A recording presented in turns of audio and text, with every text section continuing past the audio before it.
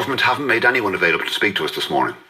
Let's talk with Michael Fitzmaurice, Independent Ireland TD for Roscommon Galway, one of only two parties in the Dáil who campaigned for rejection of the proposals. Michael Fitzmaurice, good morning. In fairness, on the ground, everyone you met, they made it very clear that they were voting no because they didn't trust this government, first of all. And second of all, they were very concerned that this would end up in basically a legal wrangle for years to come. And that's not what the people wanted on the ground. The one thing I want to be very clear on as well is there's a big post-mortem at the moment.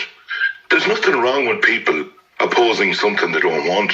You know, just because people didn't vote the way a government want or the main opposition parties. This is our constitution. People have a sovereign right and they have made their decision and everybody must respect that. On top of that, on the ground, and there's a myriad of reasons, that's the main ones, but a lot of people are fed up of basically diktat or being talked down to by government at the moment. It's not a good sign when a government minister comes out and says that they're not going to release information till after the referendum was over. Around the country, when you listen to people on the ground, they don't actually trust the government at the moment. Also, you know, on International Women's Day, taking out the word woman, you know, it wasn't the best thing to do in the world.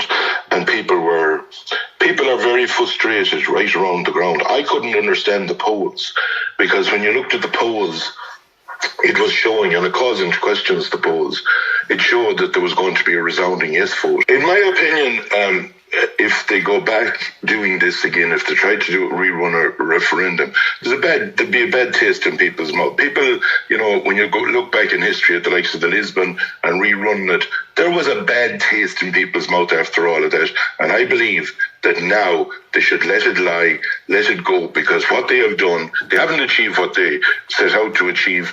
And now let the people have spoken, respect the people, what they have said, and move on.